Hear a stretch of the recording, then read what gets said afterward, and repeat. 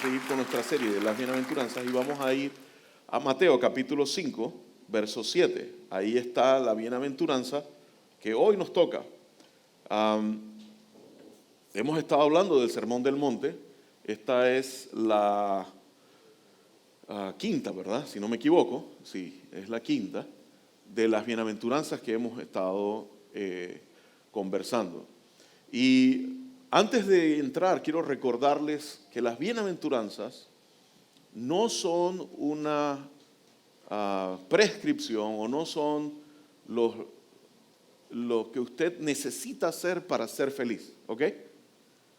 Porque vimos que la palabra bienaventurado en esta versión, dichosos, nos da todavía más clara. Dicha es sinónimo de alegría, de felicidad, de sentirse lleno, de sentirse gozoso, de sentirse, bueno, la palabra literalmente es muy feliz, es lo que significa la palabra original en el idioma que se escribió la Biblia, es muy feliz, feliz, feliz, feliz.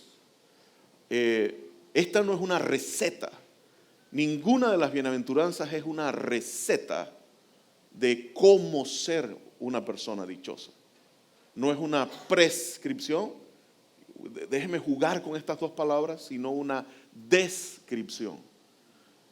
Las bienaventuranzas describen, visualiza, es una fotografía de alguien que es dichoso, de alguien que es muy feliz.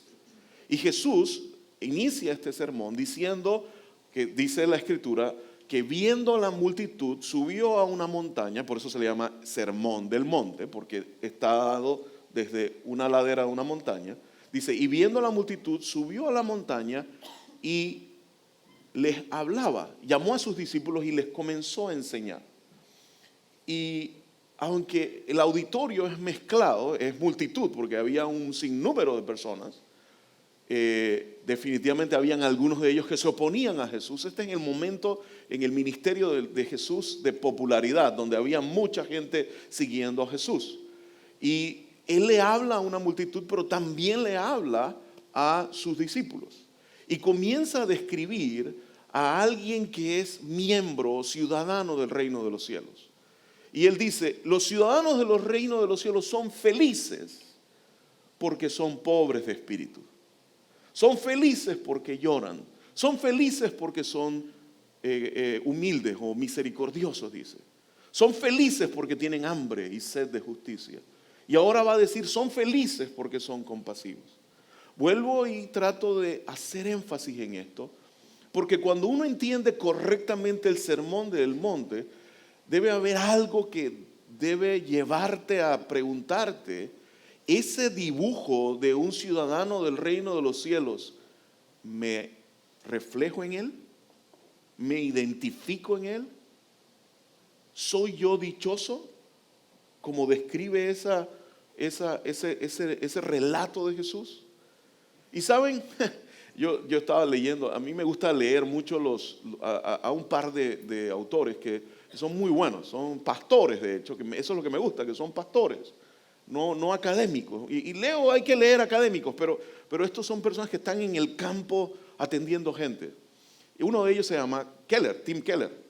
Y Tim Keller dice, citando él a otro pastor muy famoso, Martin Lloyd se llamaba este señor, pero este señor sí nació en el siglo XIX, un señor ya hace un tiempo. Lloyd decía, Keller citando a Lloyd dice, que Lloyd decía que el Sermón del Monte, si uno lo lee correctamente, debe provocar el terror del Sermón del Monte. Y yo decía, terror, esa palabra suena como cuando te sale imagínense que usted está caminando en el oscuro y le sale un león. Uno debe tener no solo miedo, sino terror porque tú sabes que estás frente a algo que te amenaza. Y yo decía, wow, ¿por qué Keller haciendo eco? Porque estaba haciendo eco, o sea, estaba diciendo, estoy de acuerdo con Lloyd. ¿Por qué esta gente hablaba de esa forma acerca del Sermón del Monte? Y es que cuando está ahí, es como un espejo. Es que eso es donde yo voy. Es como un espejo el Sermón del Monte. Uno lo mira y uno dice, veo lo que dice el Sermón del Monte y me pregunto, ¿me gusta o no me gusta? Usted se ha visto al espejo y le ha salido una espinilla, usted cuando la ve, usted dice, Y si tiene capacidad de maquillaje, ahí se va a poner más para tratar de disimularla, ¿no? ¿Verdad? Porque uno dice, no me gusta lo que estoy viendo en el espejo. O cuando ya el cabello me comienza a crecer y ya no me puedo peinar, no me gusta lo que estoy viendo ahí. ¿Verdad? Entonces uno hace alguna, pero hay dos cosas. O, no me gusta, pero que así soy yo, pues, ¿y qué? ¿Y salgo? Esa es una alternativa. O, no me gusta, ¿qué hago para cambiarlo? ¿Qué hago para modificarlo? Y esa es la idea detrás de esto. Es una foto. Ahora bien, ya no voy a hablar de las otras bienaventuranzas, ya se me fueron 15 minutos, imagínense, en todo esto. Así que tengo que ir a esta. Pero sí quiero animarle a que piense, por favor, de esa manera completa cuando vamos a ver el Sermón del Monte. Eso lo que implica es que usted lea el Sermón del Monte otra vez. No se conforme con ella. Vamos al de hoy. Dichosos, leo en la Nueva Versión Internacional, dice NBI, ese NBI significa eso. Dichosos los compasivos. Esta versión utiliza la palabra compasivos. En la Reina Valera, que es la más tradicional desde hace muchos años, dice misericordiosos. Misericordiosos y compasivos, en este es un sinónimo.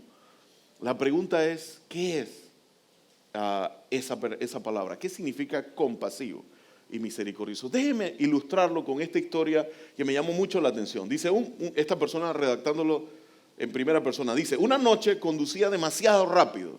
Miren, escuche, presta atención. Dice, conducía demasiado rápido cuando vi las luces destellantes de un auto de policía por el retrovisor.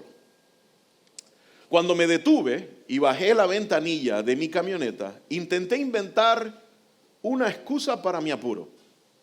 Pero cuando el patrullero llegó al coche, no dijo nada. Se limitó a encender su lámpara, porque era de noche, a encender su lámpara y me apuntó a la cara. Luego a mi mujer embarazada de 7 meses que estaba al lado mío, dice, después a nuestro hijo de 18 meses que dormía en su sillita en la parte de atrás, y junto a ellos nuestros otros 3 hijos que también dormían, y por último a los 2 perros que estaban en la parte trasera del coche. Me devolvió el haz de luz, la lámpara vuelve a enfocar al hombre y pronuncia las únicas palabras que dijo en el encuentro. Hijo, me dijo, no te puedes permitir una multa. Ve más despacio. Y le regresa sus papeles y se vuelve a su carro y se va. ¿Ok? Pregunta para ustedes. ¿Entendieron la historia, verdad? La pregunta para ustedes, ¿el policía fue justo o misericordioso con este hombre? Misericordioso. Ahora bien, el hombre iba a exceso de velocidad, ¿sí o no? El policía lo detiene precisamente por eso. Si el policía le hubiera puesto la multa, era incorrecto. ¿Qué hubiera sido el policía si le ponen la multa? Sería lo justo. La ley de tránsito dice que a ese lugar donde estaban tenía que ir a una velocidad y él estaba a exceso de esa velocidad. La ley, por lo tanto, lo lleva al policía a aplicar la justicia. Pero el policía escogió otra cosa. El policía dijo, no te la voy a poner. Lo regaña, le dice, maneja con calma y lo deja ir. Así que el policía no fue justo, sino que fue misericordioso. Está viendo la necesidad de que ambas estén juntas, ¿verdad? Se puede decir, por lo tanto, que tanto la justicia como la misericordia son las dos caras de una misma moneda. Una justicia sin misericordia es, ¿qué? Justicia sin misericordia, ¿qué es? Dictadura, dijo alguien aquí. No, está bueno. ¿Alguien otra palabra que le venga a la cabeza? Injusticia. Bueno, no, acuérdate, justicia sin misericordia es simplemente no tengo consideración adicional a lo que la ley dice y ya. Así que no tanto es ¿cómo es injusticia? Injusticia es que yo tengo aquí en la cosa de velocidad algo grabado que dice 110 y se lo pongo a alguien y le digo, mire, usted iba a 110. Eso es un policía que está haciendo algo injusto, porque está haciendo algo incorrecto. Pero aplicar la ley no es injusto. ¿Qué sería misericordia, o sea, justicia sin misericordia, dictadura, ¿verdad? Justicia sin misericordia, ¿qué otra palabra le viene a la cabeza? Cuando se hace justicia y no se considera ninguna otra cosa. ¿En algún grado? A ver, algo de inhumano, si dejamos, inmisericordia, bueno, exactamente. Pero también, ahora vámonos al otro lado. ¿Qué hago si hago pura misericordia y no hay justicia? Soy misericordia sin... ¿Qué es lo que pasa? Hay un libertinaje, abuso, ¿verdad? Y la gente comienza entonces a vivir. Ven que es una cosa que va junta. Pero, volviendo al policía, ¿por qué podemos decir que él fue misericordioso? ¿Qué característica exhibió este policía que dice es misericordioso? Porque todos dijimos que fue misericordia antes que justicia. ¿Qué fue lo que hizo él? A ver, alguien. Se puso en los zapatos del Señor con... ¿Cuántos hijos tenía? 5, 6, 5 y 2 perros. ¿Ok? Dice tiene 7 hijos, dice. Sí. Ok. ¿Qué más? Se puso en los zapatos. ¿Qué más?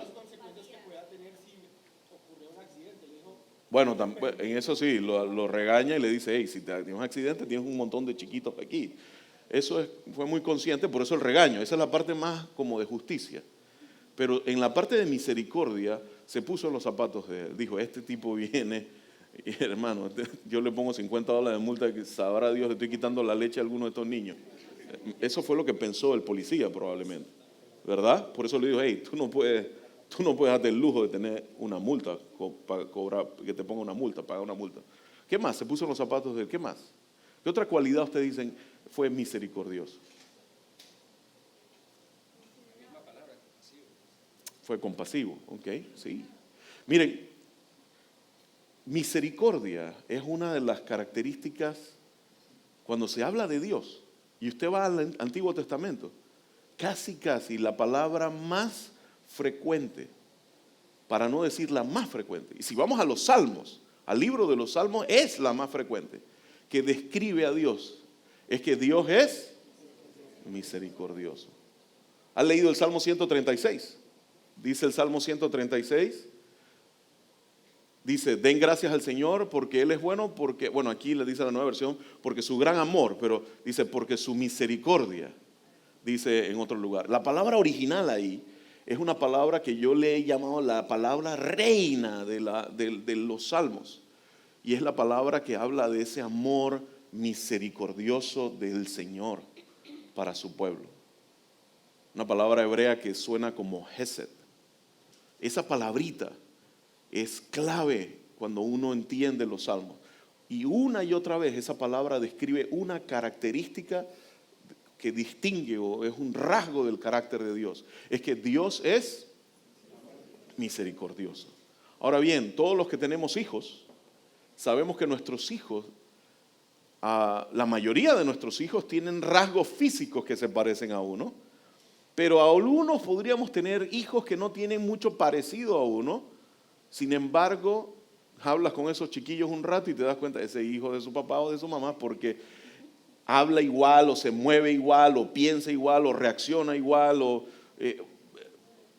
hasta cómo pone el vaso en el fregadero, lo hace como su papá o su mamá. ¿Por qué? Porque nuestros hijos heredan de nosotros rasgos genéticos, pero también de nuestra personalidad, de nuestro carácter. Ese convivir hace que ellos repliquen. Bueno, Dios espera, Dios requiere de sus hijos que repliquemos ese carácter, que repliquemos eso. No tenemos un ADN porque Dios es espíritu. Nosotros no tenemos un ADN natural en nuestro cuerpo que podamos decir esto está ligado genéticamente a Dios, pero en nuestro espíritu, en nuestro ser, sí tenemos el Espíritu de Dios en nosotros que nos hace hijos de Dios, dice el apóstol Pablo en Romanos. Y eso debe reflejarse en algún lugar. Así que, interesantemente, no es solamente Dios, un Dios misericordioso, sino que esta no es una cualidad solamente divina, sino que también es una cualidad que Dios espera que sus hijos lo reflejen. Y estamos en el Antiguo Testamento todavía. Miren lo que dice Miqueas 6:8. Ya te he dicho lo que, ya te he declarado lo que es bueno. Ya se te ha dicho lo que de ti espera el Señor. Dice, practicar la justicia. Miren qué interesante, está la moneda otra vez ahí. Practicar la justicia y amar la misericordia. Ahora bien, ese amar la misericordia es mostrar misericordia hacia tus semejantes. Así como Dios es misericordioso, Dios espera que sus hijos sean misericordiosos. Aquí está clarito. Y estamos solamente manteniendo, porque Jesús no viene a establecer una nueva idea. Lo que Él está tratando es que nosotros entendamos qué es lo que Él quería que aprendieran. Y miren esto, lo que Dios es misericordioso, Él dice, yo espero que tú también seas misericordioso. Practicar la justicia, amar la misericordia y humillarte ante Dios es lo que el Señor espera de nosotros. Ahora la pregunta es, ¿qué es entonces ser misericordioso? Porque ya vimos que Dios espera que nosotros seamos misericordiosos. Si leímos la bienaventuranza es, bienaventurados los misericordiosos, describe quiénes son los miembros del reino de los cielos, los ciudadanos del reino, son gente misericordiosa. Y la pregunta es, ¿qué es misericordia? Y no vamos a definirlo en base al aire, vamos a ver qué Jesús dijo acerca de la misericordia. Y estudiando un poco, hay dos ideas. Misericordia puede ser algo muy amplio, pero hay dos ideas que yo necesito hoy transmitirle y que usted se las va a entender, porque inteligentes somos todos aquí. Pero más que entenderla se proponga cultivarlas cada día más. Y estas son las dos ideas. ¿Qué es misericordia? Aquí están las dos ideas que yo necesito, por favor, que usted tenga en su mente en este momento y lleve a su casa y practique. Misericordia tiene dos componentes. Es tener compasión. Pero no una compasión, porque lastimosamente hoy en día compasión es sinónimo de lástima. O sea, veo a alguien que sufrió un accidente. ¡Ay, pobrecito! ¡Uy, eso debe doler! Ay, accidente, no sé qué, gente que le duele. Sí, porque lo subimos a las redes, ¿no? Hashtag dolor, ay, pobrecito. La pregunta es, ¿qué estoy haciendo? ¿Tengo compasión? Tengo lástima. Y quiero taquilla también, porque estoy subiendo eso a la red. Pero tengo lástima de la persona. Estoy simplemente diciendo, ay, pobrecito, eso debe doler. Pero no estoy haciendo nada. Leí una anécdota, pero eso fue en el siglo XVIII. Un hombre, un buen amigo, tenía un caballo, iba en el caballo y se cae el caballo en un hueco. Y el caballo está sufriendo y tienen que matar al caballo. Y pasa la gente y dice, ay, pobre hombre, ay, pobre hombre. Y él ve que hay gente alrededor diciendo, pobre hombre, lo siento, diciéndole lo siento. Y pasa él y su amigo dice, bueno, yo lo siento, 5 pesos. O sea, ¿entiende? Yo lo siento, 5 pesos. O sea, me duele, pero voy a hacer algo para ayudar a mi amigo. Se quedó sin su herramienta de trabajo, porque acuérdense que el caballo no era para pasear, era para trabajar. Él dijo, me duele, 5 pesos. ¿A alguien más le duele? Qué interesante. Era un predicador. Y me encanta esa idea de no es solamente identificarme con el dolor, es hacer algo, es motivarme, es inquietarme, es algo tengo que hacer para que esa persona tenga alivio. Eso es compasión. Por eso puse compasión en acción, porque quería hacer énfasis en que usted entienda que se trata de no un sentimiento, sino claro, empieza en un sentimiento, te duele lo que a la persona le está pasando, te interesa lo que le está pasando a la persona, pero te mueve a hacer algo. Y la segunda es perdonar. Tener misericordia bíblicamente es mostrar misericordia, es perdonar. es perdonar. Vamos a la primera. Miren, cuando hablamos de compasión, creo que no hay una mejor historia para hablar de compasión que la del buen samaritano. En esa historia, a Jesús se le acerca a alguien y le pregunta, ¿quién es mi prójimo? Tratando de excusarse. Si eso está en Lucas capítulo 10, no podemos ir a eso. Voy a ser muy breve en citar eso, pero la persona estaba tratando de zafarse precisamente de la responsabilidad de tener misericordia. Y entonces él le dice, ¿quién es mi prójimo? Era un religioso el que le estaba preguntando eso a Jesús. En la cabeza de ese religioso eran solamente aquellos que piensan igual que él y que son de su círculo más cercano y los que pueden tener algún tipo de bienestar de regreso. O sea, si te voy a ayudar es porque tengo algún beneficio de vuelta. Esa era la mentalidad. Pero él, tratando de ser astuto, le pregunta a Jesús, ¿y quién es mi prójimo? Y Jesús entonces responde esta famosa, yo creo que muchos de nosotros, si no todos, hemos oído la historia del buen samaritano. Un hombre iba de Jerusalén a Jericó, o sea, de la montaña a la llanura, y entre iba en ese camino, lo asaltan, lo golpean, le roban todo y lo dejan muy herido. En nicaragüense es mal matado, o sea, así se dice en nicaragüense, mal matado. Lo dejan tirado en la calle, en el camino. Y Jesús relata y dice, y pasa, miren qué interesante, hay 3 personajes que van a pasar al lado de este hombre accidentado. Bueno, accidentado no, malherido y que lo habían mal matado, pues para que aprenda hoy una expresión muy interesante, me gusta mucho esa palabrita, mal matado, lo habían mal matado, ok. Sí, porque no lo mataron bien, exactamente, no lo terminaron de matar, por eso es mal matado, ok. Escuche esto, Jesús escoge a 3 individuos en su historia. Es una historia ficticia, pero Jesús no está inventándolo por inventar. Él tiene una idea detrás. Dice, el primero, un sacerdote. Uno que oficia en el templo. Uno que representa a Dios ante el pueblo de Israel. Oh, oh, oh. Y dice que miró y de largo miró para otro lado y siguió. Wow.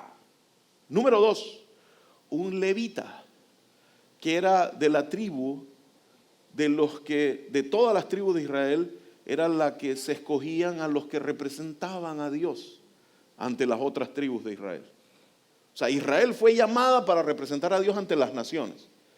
Y de toda la nación de Israel, la tribu de Leví era la que encargaba de representar a Dios ante la tribu de Israel, que a su vez iba a representar a Dios ante todas las naciones. Así que escoge a un personaje de estos. ¿Y sabe qué hizo el levita? Subió. Mal matado, mal matado. Tengan cuidado. Y no hizo nada. Pero pasó un tercero. Es interesante. Jesús tampoco lo escoge a la ligera. No escoge a un ciudadano cualquiera. Escoge a uno que ni siquiera era israelita. Era un samaritano, alguien que estaba fuera del pueblo de Israel. Un palestino, ¿qué les parece? Miren qué interesante esto. Es lo que hoy sería un palestino, fue el que ayudó al judío que había sido, ¿cómo se llama? Asaltado. Un palestino, Jesús dice, un samaritano es quien no solamente se detiene a ver qué había pasado, lo sube a su caballo y va a un lugar para que lo atiendan y paga por la atención de médica de la persona. Y cuando está por irse dice, y voy a dejar todavía un dinero extra por si tiene alguna necesidad. Y después le pregunta Jesús a aquel que había preguntado, ¿quién es mi prójimo? Esta es la respuesta de Jesús. La respuesta de Jesús fue, léalo por favor conmigo, Lucas 10:37. La respuesta es, Porque él pregunta, ¿quién es el que se compadeció de él? ¿O quién es el que tuvo misericordia? Miren qué interesante. La palabra ahí es misericordia. Es la misma palabrita que está en Mateo capítulo 5. ¿Quién es el que tuvo misericordia de este hombre que estaba mal matado? Dijo, el que se compadeció de él, el que tuvo misericordia de él. ¿Qué es esto? ¿Por qué Jesús escogió a un sacerdote y a un levita? Miren, eso nos debe hacer todavía más en la cabeza. Porque precisamente, yo no sé si Jesús estaba pensando en vida en el 2023, pero creo que sí, para decir nosotros y no decir otra gente. ¿Ok? Creo que estaba pensando en ti y en mí. Aquellos que decimos que amamos a Dios. Aquellos que decimos que tenemos conocimiento de Dios. ¿Saben lo que Jesús estaba tratando de ilustrar con la escogencia de un sacerdote y de un levita? Cómo el sistema religioso vacío puede ser una de las trampas más grandes que nosotros caigamos para dejar de cumplir esta urgente e importante necesidad de este planeta. Este planeta está urgido de que haya gente que pueda mostrar misericordia. Misericordia. Y aquellos que decimos que conocemos a Dios, recuerdan, eso es lo que un sacerdote hacía. Eso es lo que un levita representaba a Dios ante el resto del pueblo. Aquellos que decían que conocían a Dios fueron los que le dieron la espalda al necesitado. Y aquel que supuestamente era un gentil, literalmente un perro, preste atención, un perro incapaz de tener una comunión con Dios, ese sí mostró misericordia. Y Jesús le dice, compórtate como ese que tú crees que es un perro. Ese que tú dices que es un perro, imítalo. Porque Él es quien ha cumplido el mandamiento de ama a tu prójimo como a ti mismo.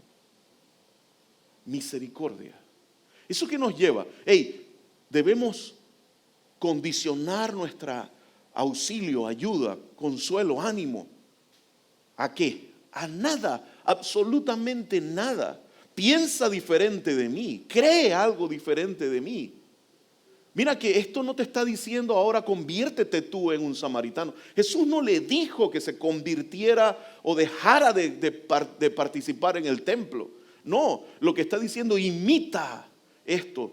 Debemos dar compasión y misericordia igual como Dios da compasión y misericordia. Él hace salir el sol sobre justos e injustos. Él hace llover sobre buenos y sobre malos. En eso consiste la misericordia de Dios.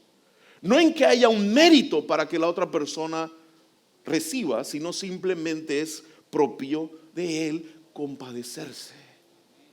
Como iglesia, como ciudadanos, como cristianos, como hijos de Dios, nuestra compasión, nuestra misericordia no puede estar ligada a que la persona se vista, piense, crea, diga, haga lo que yo hago.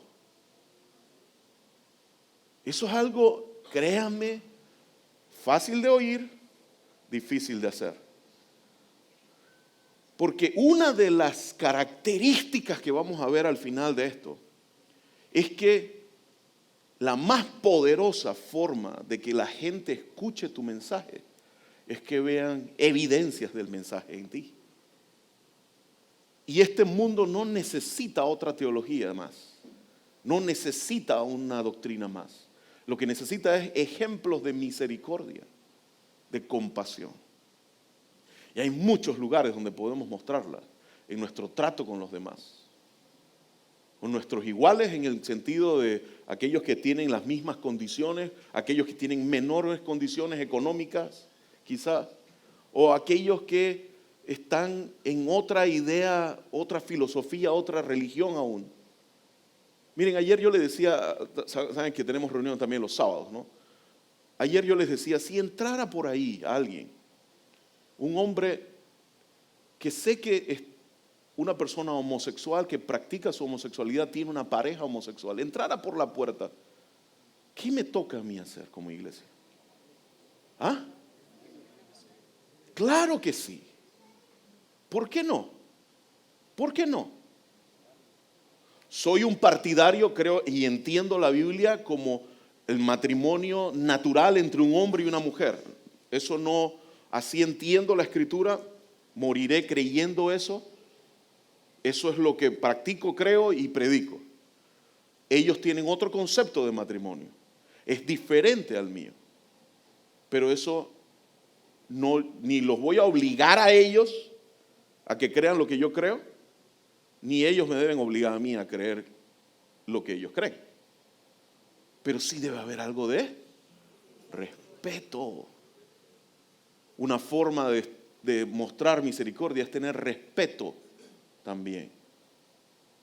Respeto. Y estoy tocando un tema importante porque esto es algo real. Si aquí entrara un diputado de la República, tengo que abrirle la puerta también.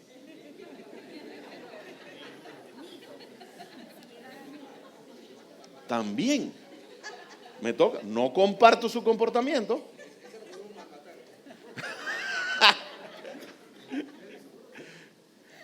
Mejor no sigo por ahí. Pero lo que voy es, personas que son diferentes a mí, igual tengo que mostrar misericordia y compasión. La iglesia ha fallado una y otra vez en esto. Y yo otra vez, les voy a decir algo, yo no puedo hablar por ninguna iglesia. Si se han dado cuenta, yo no estoy hablando de la iglesia de ninguna esquina. Se han dado cuenta de eso, ¿verdad? Si usted ha estado aquí un rato, sabe que yo hablo de una sola iglesia que tiene que resolver el problema. Que la que tiene que cambiar se llama vida, es la que está de esta puerta para adentro. Así que yo no estoy hablando de la iglesia de nadie, yo estoy hablando de nosotros como iglesia. Necesitamos comprender la importancia de que misericordia no se condiciona a que sea igual o piense igual o crea igual. Simplemente es un ser humano, criatura del Señor también. Necesita tanta misericordia como tú y yo también la necesitamos. Y por lo tanto nos toca mostrar compasión. Jesús dijo esto: haz tú lo mismo. Misericordia no es solamente sentir, aquí yo puse sentir compasión, otra vez ya lo expliqué, la misericordia existe cuando se hace algo para aliviar esa angustia, ese dolor, esa situación de estrés. Mire, por favor reflexionen esto y pregúntese, ¿estoy siendo yo alguien misericordioso? ¿Estoy yo teniendo compasión? ¿Estoy yo ayudando?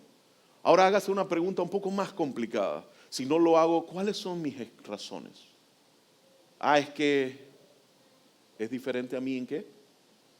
¿O es que qué? Pregúntese por qué.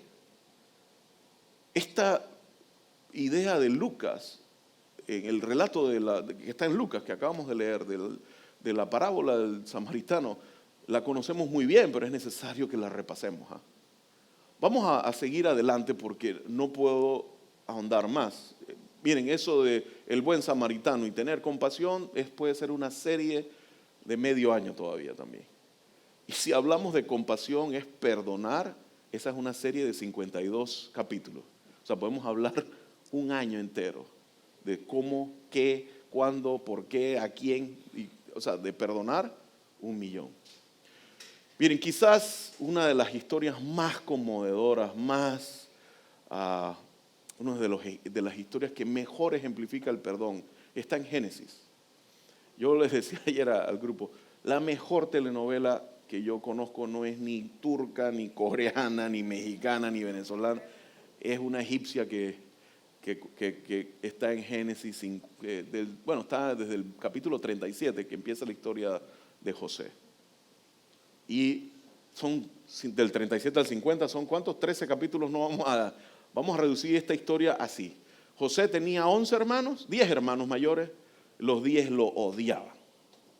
Y lo agarran y dicen, vamos a matarlo. Y cuando estaban a punto de matarlo, el hermano mayor dijo, si matan a mi hermanito menor, me van a matar a mí también, mi papá. Así que no lo matemos. Y resulta que venían unos vendedores, una caravana de comerciantes, de ambulantes, de estos peregrinos. Y dice, mejor, ¿sabes qué? Como buen judío pensó, hagamos plata, vendámoslo. Y vendieron a su hermano. ¿Ok? Y vendió a su hermano. Ahora bien, lo tenían tirado en un pozo. Que ya de hecho, ya eso era algo muy terrible. Lo sacan de ahí y lo venden como esclavo. Y el vendedor, el comprador, lo vendió porque también tiene que hacer su negocio. Y se lo vende a un egipcio.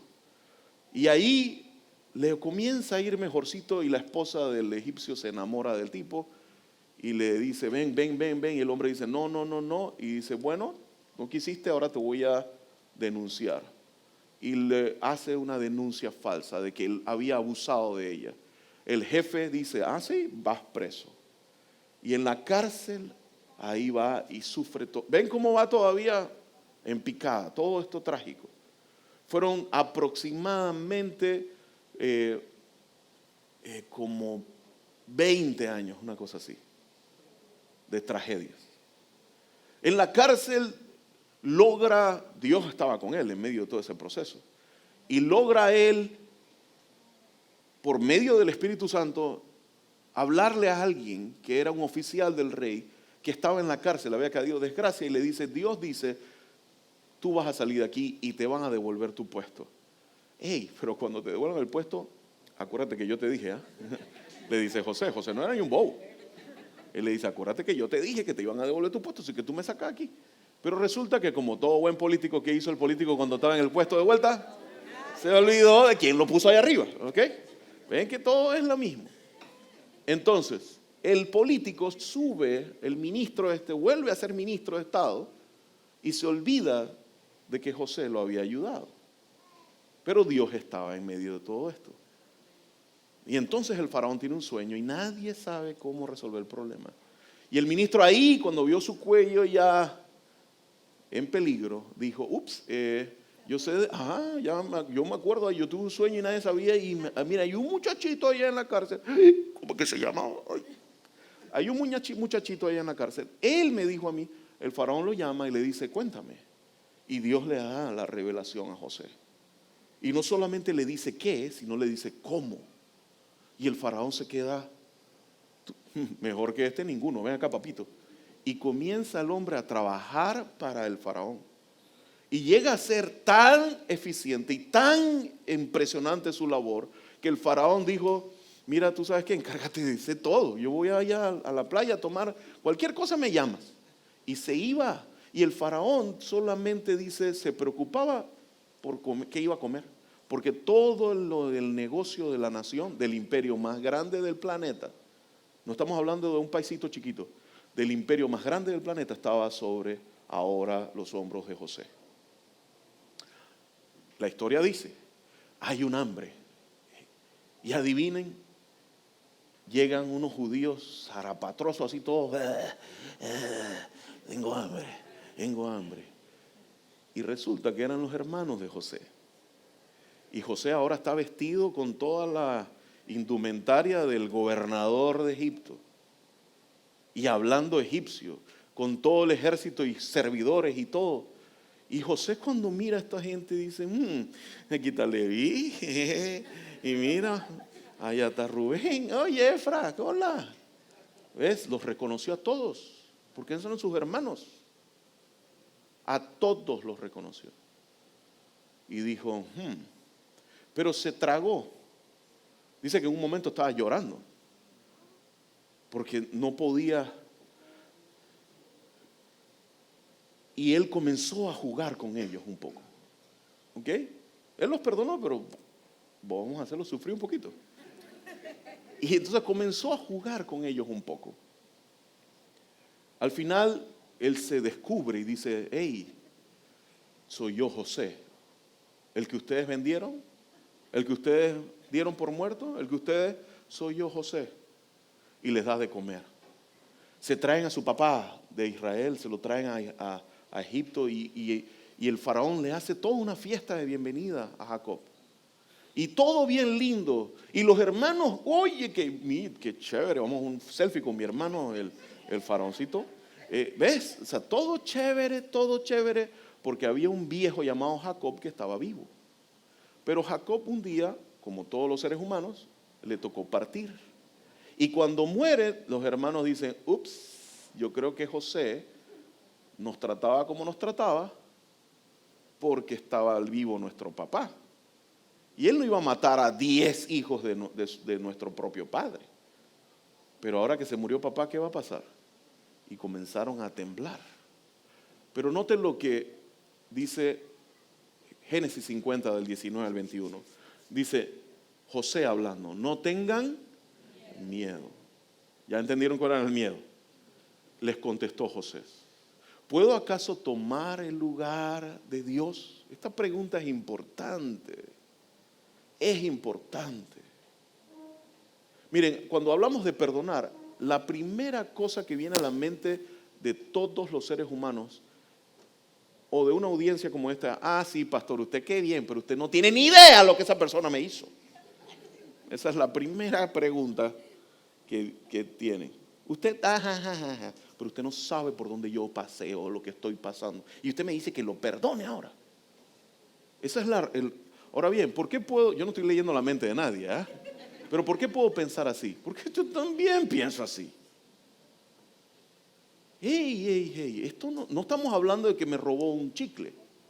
No estamos hablando de que me dejó caer el lápiz. No, estamos hablando de heridas reales, de situaciones que duelen y que generalmente la gente que más profundo nos hiere son los que están más cerca de uno. ¿Se ha dado cuenta de eso? Generalmente, no exclusivo, pero generalmente las heridas y las ofensas más difíciles de procesar son aquellas hechas por gente que está muy cerca de uno. Si yo siempre lo he visto así, si yo tengo un alfiler y te pincho con un alfiler, tú vas a decir ay, pero no te vas a morir de eso. Pero si tú tienes el corazón abierto, estamos en medio de una operación de corazón abierto y tu corazón está ahí abierto y está boom, boom, boom, boom, y yo te pincho con un alfiler ahí en el corazón, te mato. Ven que el mismo alfiler puede producir dos resultados diferentes dependiendo de qué tan cerca del corazón está. Bueno, así mismo es. Las heridas de alguien que está lejos de ti no necesariamente van a ofender, pero los que están muy cerca de tu corazón, hasta las cosas más pequeñas pueden destruirte. Así que yo sé que no estamos hablando de algo fácil. Y como les dije, de perdonar podríamos hablar muchas veces. Pero note por favor el razonamiento de José. José dijo, ¿puedo acaso tomar el lugar de Dios? Y es verdad que ustedes pensaron en hacerme mal. Miren que no está diciendo, sus intenciones eran buenas, pero eran malentendidas. No, sus intenciones eran malas y así mismo fueron expresadas. Ustedes pensaron en hacerme mal, pero Dios transformó ese mal en bien para lograr lo que hoy estamos viendo, salvar la vida de mucha gente. Así que no tengan miedo, yo cuidaré de ustedes y de sus hijos. ¿Me ayudas aquí, por favor? La siguiente verso. No, uno para atrás. Uno para atrás. Dice, y así habló, el verso siguiente, y así habló y consoló el corazón José de sus hermanos. Miren lo que Piper dijo, este es otro pastor que me gusta, que es un predicador que no es solamente académico, sino que es pastor. Dice esto, la clave para convertirse en una persona misericordiosa. Aquí está la clave. ¿Cómo podemos convertirnos en alguien misericordioso? ¿Cómo podemos procesar esto de perdonar? ¿Cómo podemos ser compasivos? Dice, la clave está, para convertirse en alguien misericordioso, es convertirse en alguien quebrantado. ¿Qué es una persona quebrantada? Siguió ampliando él. Obtienes el poder de mostrar misericordia del sentimiento real en tu corazón de que todo lo que eres y todo lo que tienes se lo debes a la misericordia de Dios. ¿Saben quién es alguien quebrantado? Es alguien que ha reconocido que si no fuera por la misericordia de Dios, él no estaría vivo. si no fuera por Dios y lo que Dios ha hecho por él. Entonces se convierte en una especie de ciclo. Yo puedo ser misericordioso con mi prójimo porque Dios ha sido misericordioso conmigo. Y como Dios ha sido misericordioso conmigo, yo puedo ser misericordioso con mi prójimo. Y lo soy porque Él ha sido misericordioso conmigo. Y cada vez que usted diga, qué difícil es ser compasivo, qué difícil es ser misericordioso con esta persona, qué difícil es dar otra segunda oportunidad. Eso es perdonar, dar otra oportunidad. Qué difícil es hacer esto. Recuerde que Dios le ha dado también otras oportunidades a usted. Sé que sonará un poquito sobresimplificado esto, y no estoy tratando de sobresimplificar emociones complejas, y la realidad de cada uno es muy diferente. Lo que estoy tratando de decirle es que si a usted le cuesta tener la capacidad de perdonar la ofensa, la clave está en lo que Jesús dijo: perdona mis ofensas así como yo he perdonado la de los otros. O sea, ¿se acuerdan? El sermón del monte está también, Mateo 6, está el Padre Nuestro. ¿Cuántos se saben el Padre Nuestro? Todo, eso es parte del sermón del monte también. Y el sermón del Padre Nuestro, si supiéramos lo que estamos orando o leyendo, nadie andaría por ahí rezando el Padre Nuestro, se lo garantizo. Pero lo repetimos, Padre Nuestro, no estamos entendiéndolo. Note lo que dice el Padre Nuestro: perdona mis ofensas, Señor, perdóname, porque yo he perdonado a mi vecino. Yo no puedo orar así tan rapidito. Yo no puedo orar 10 veces eso en una hora. ¿Por qué? Porque en el Padre Nuestro se está condicionando ese círculo. Para que eso funcione, yo tengo que ser alguien que perdona. No es tal cosa como requisito para experimentar el perdón de Dios, sino más como una consecuencia. O sea, si yo perdono, no es que me gano el cielo, pero si yo creo que me he ganado el cielo porque he experimentado el perdón de Dios, como consecuencia, yo debo perdonar al que me ofende. Espero no estar filosofando demasiado, pero es una consecuencia de experimentar el perdón de Dios lo que debe llevarte a perdonar a otros. No quiero otra vez sonar que estoy sobresimplificando. Hay situaciones muy complicadas y difíciles que requieren mucho tiempo para sanar. Pero sí te puedo decir algo: en la medida que tú comprendas cuán profundo es el amor y la misericordia de Dios en tu vida, en esa misma medida tú vas a poder expresar compasión y misericordia hacia los demás. Termino con esta idea. La misericordia es tanto un don entonces que recibimos, pero también es una obligación.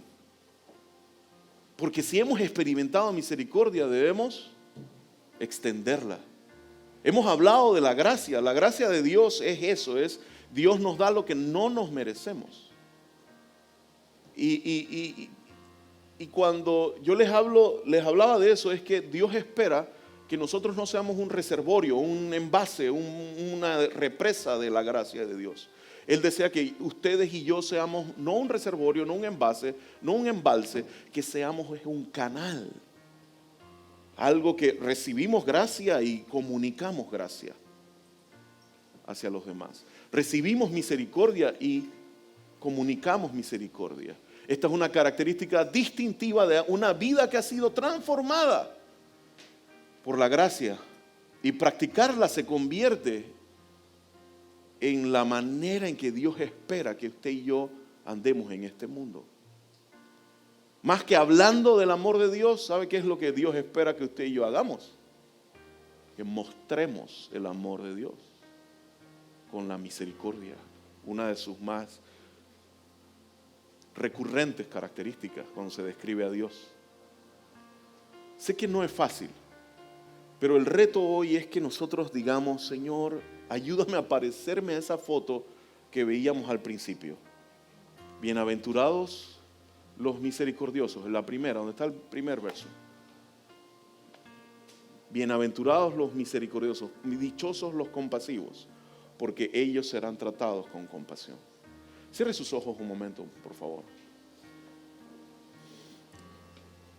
Señor, hoy hemos escuchado tu palabra y estoy convencido de todos y cada uno de los que estamos aquí hemos comprendido lo que hemos dicho. No lo dudo. No porque tengan ninguna habilidad, sino porque son una habilidad para comunicar, sino que ustedes nos has dado a todos aquí, a mis hermanos, una capacidad para entender. Y estoy seguro que hoy lo hemos comprendido. Señor, ayúdanos a ponerlo en práctica. Ayúdanos. Este mundo está aclamando a gritos agentes, administradores de misericordia, agentes de misericordia, agentes de compasión, a gente que pueda pensar en el bien de otro, no solo en qué hay para mí.